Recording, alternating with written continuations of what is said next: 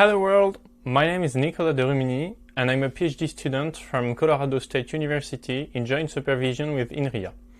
Today I'm going to talk to you about my project that is PALMED. PALMED is a full end-to-end framework designed to reverse engineer CPUs that you have no idea about. That is, you only have the ISA and nothing else. So it only relies on timing measurements.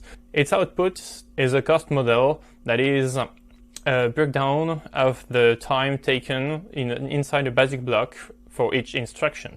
To illustrate the need of PALMED, let me begin with the first example.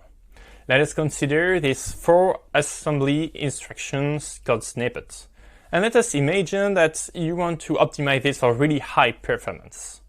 So you're running it inside a loop, let's say 1000 times. You assume there is no effect on caches and that branch prediction is perfect. Note that there is a dependence inside this code. The third instruction, the add, is written as results into register R2. And the last instruction, the store, is using this R2 to store it into memory.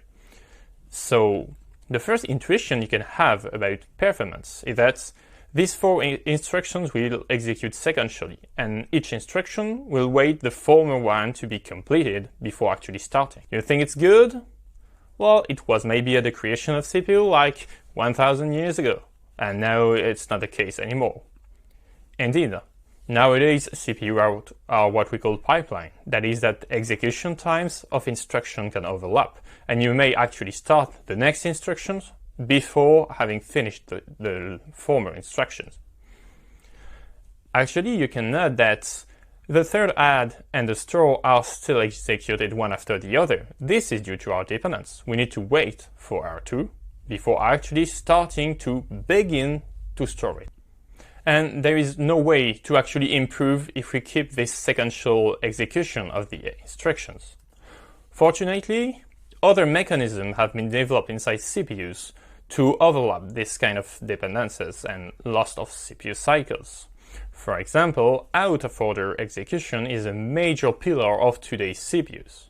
It describes the fact that the CPU can actually reorder instructions, and the fact that instructions are executed not in the order they came in, but rather in the order that it will be the fastest. For example, here the CPU can invert without side effects the execution of the 2 add. This way we can gain a few cycles by not stalling the pipeline waiting for R2. Do you think this is correct? Well, this is still more correct than the previous estimate, but it is still wrong. And why is it still wrong? Well, it's because CPU now have specialized units. That is what we call ports. Ports are a very central thing about CPU designs. It's the way that CPU can execute several operations at the same time if this operation does not need the same resource.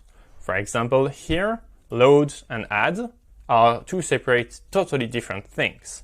The load is targeting the memory subsystem, and the add is targeting the arithmetical and logical unit. The CPU can execute parallelly, like at the same time the load and the first add, then start a new cycle and start to execute the second add and the store. Note that the dependency still needs to be taken into account, so the store still needs to be executed a bit later than the first add because it will need its results. But that's not totally everything, because every unit behind the execution ports are also pipelined, which means that there is no need for a full wait between the first execution of the add and the second. So, is this really the intricate behavior of CPUs? Of course, no, it's not. But, well, this model is close enough for our needs. Complex behavior of CPUs. Is it really possible to predict accurately the execution time? Well, sort of. But you need to model a lot of different things at the same time. First, data dependencies, but also memory accesses and its effect on caches and memory. And branches and predictions of branches are a really heavy part of CPUs that I'm not going to talk about, because What PALMED is about is mostly ports, that is execution ports, the wideness of the CPUs. So data dependencies is well-studied domains. Memory accesses and cache also have seen really great models. Branch taken and prediction have had recent improvements, especially on the security domains. And ports, well, there are a few other models, but that's what we're targeting now. So if you know an assembly code is bounded by the performance of the ports, what are your choices in order to know better about this? So your first reflex is probably to look at the documentation.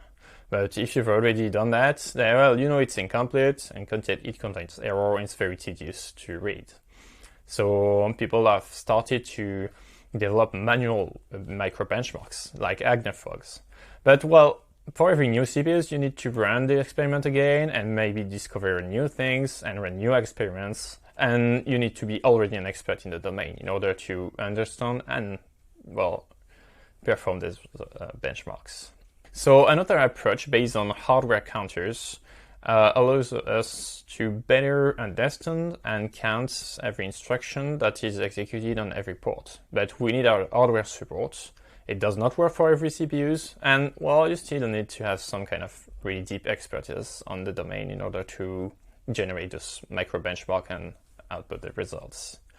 There is also a designer models that is a simulator based on the information from the CPU designers. It's called the ACA, but now it's deprecated.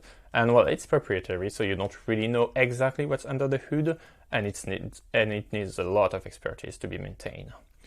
There is also a machine learning approach, but well, it's still kind of a black box. If you want to really optimize deeply your software, maybe you want to know a bit more about what is the bottleneck at the instruction level. And then there is PMEvo. PMEvo is an automated approach that relies on a genetic algorithm to deduce information about existing ports on the CPUs. It's fully automated, it does not require performance counters, it's doing really great, but we are doing a bit better. So all these models are relevant and useful, but they all target different degrees of expertise or are not completely satisfying if you want to deeply optimize your code. So our goal is to have a fully end-to-end approach that does not use either performance counter or pre-information about the CPUs and its input set architecture. And we want it to be able to scale on all CPUs. So what is our problem with expertise?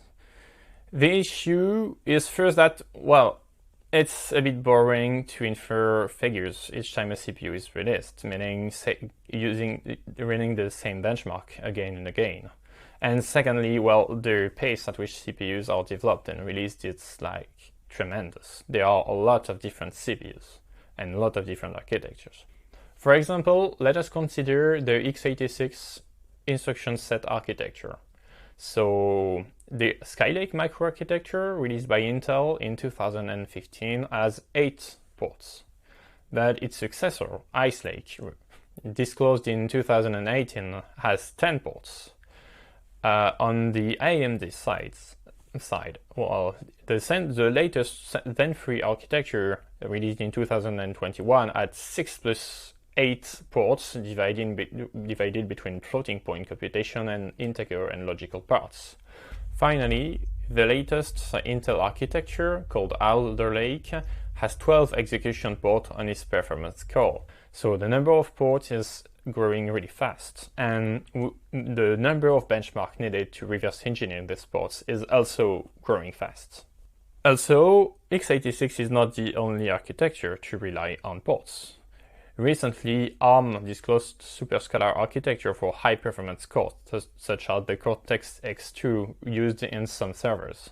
Moreover, ARM is raising up some other challenges, because in x86 you have two main competitors, AMD and Intel, and you have two big families of architecture you need to support if you want to make a reverse engineering tool.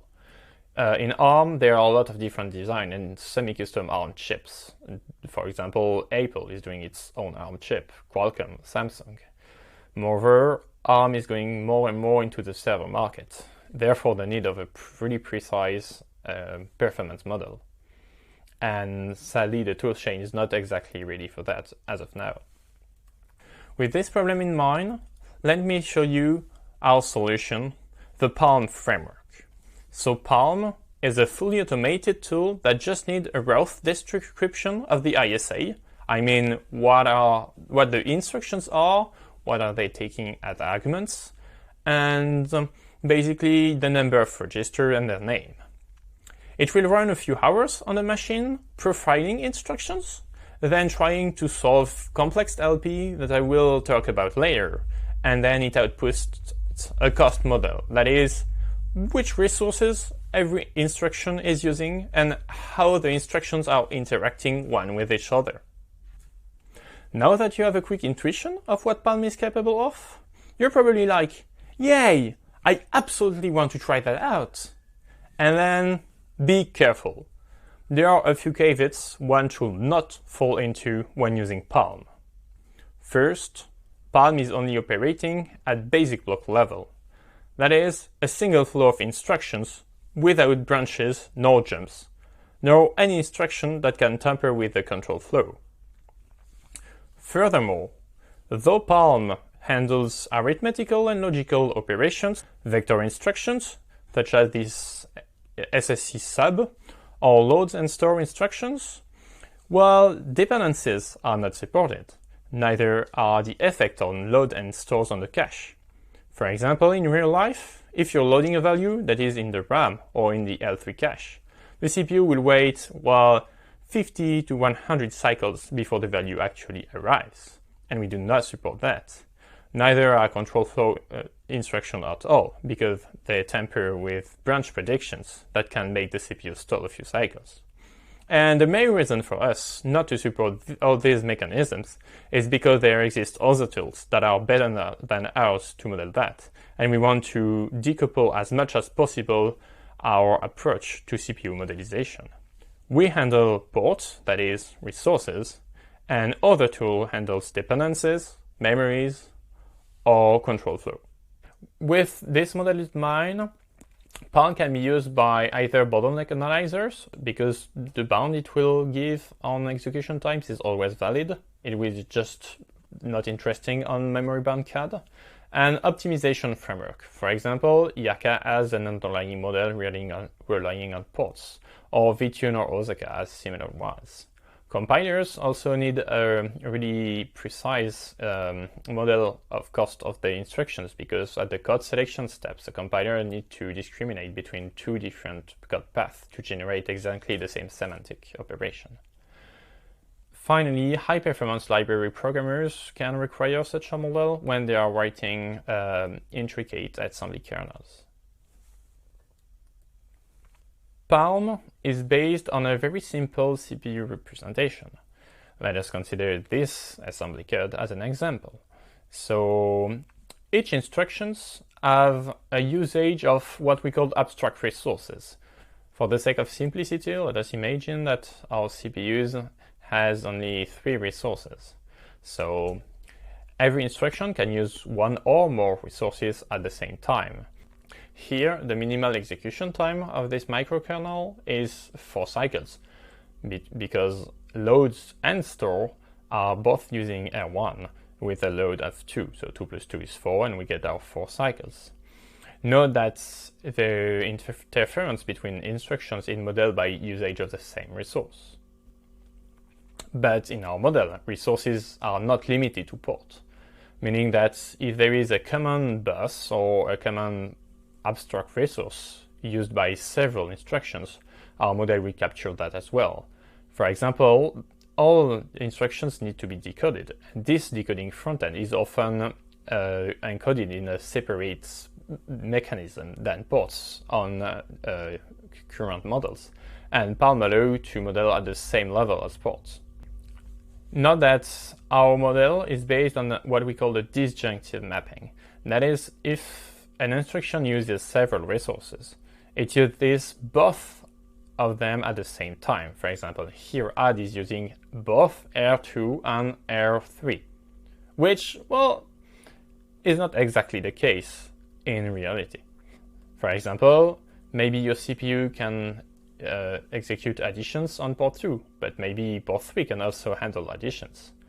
This leads to what we call the disjunctive graphs, where the add instruction can be executed on port 2 or on port 3.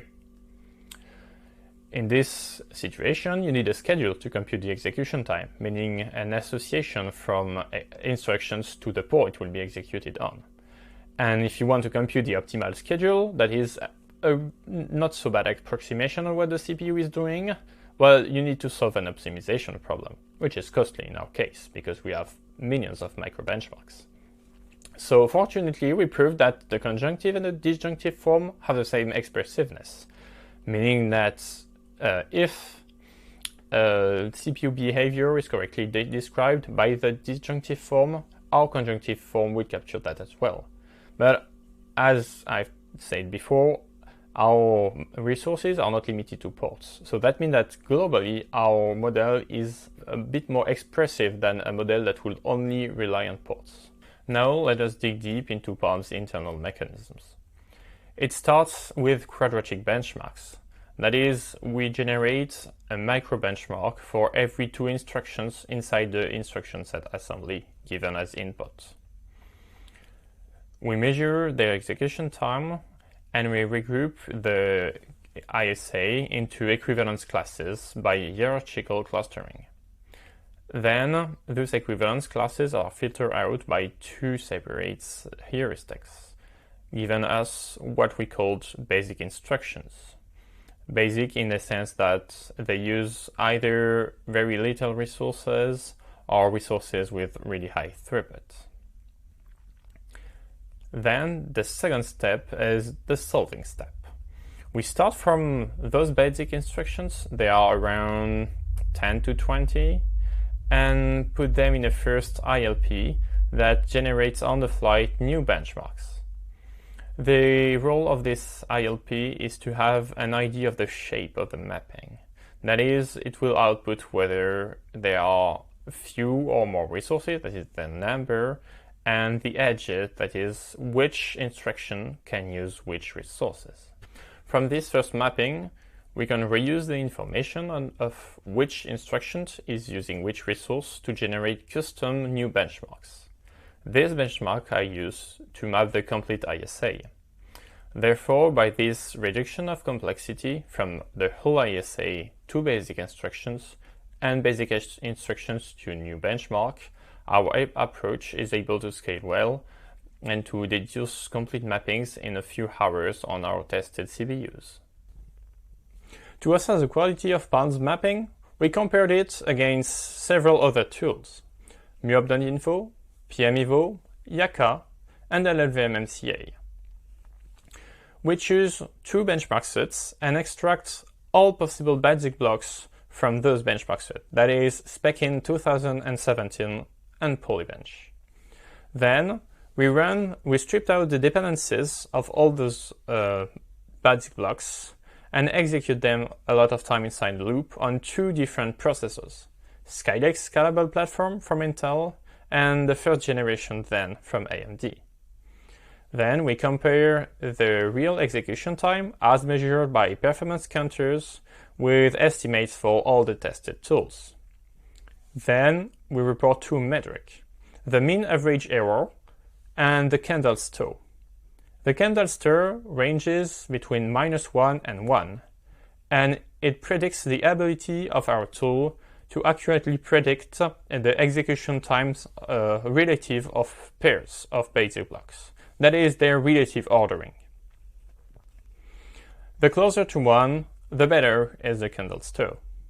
While on the Skylake CPU, PALM's is outperforming Yaka on SpecIn and performing similarly to LLVM-MCA on Polybench.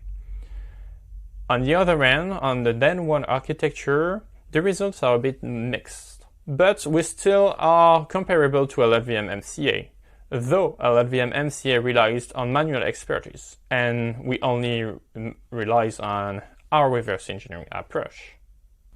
After these nice results, you probably want to try PALM right away. For you, there are 3 different options.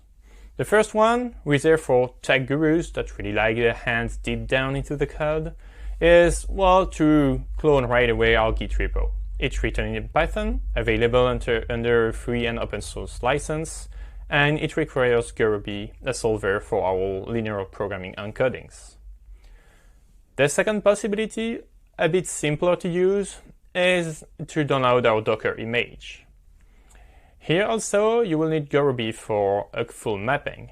But, well, it was designed for the artifact evaluations, so it is supposed to be a bit more user accessible. Finally, you may not have the time, the resources, or the rights to install PALMED or Docker on your CPUs and on your host machine. For you, we put it online, a simulator of PALM. It will use our already existing PALM mapping to infer throughputs of basic block instruction by instructions. All you have to do is provide a basic block to our web interface. If you want to know more about it, don't hesitate to flash any of the QR code below. To put in a nutshell, PALM is a framework used to model CPUs. It yields a precise model of the instruction iteration and is fully automated. Its major strength relies in the fact that it needs no hardware counters, no external expertise, or no knowledge beforehand of the CPUs. The only requirement of PALM is the basic ASO semantics, and it's just used in the benchmark generated tool. So it relies on a benchmark generative approach, that is, it automatically generates the benchmark it needs, and is able to scale on large architecture due to its reduction of the ISA to basic instructions. So thanks a lot for your attention. If you need to contact us, here are our mail. If you have any questions, just feel free to ask.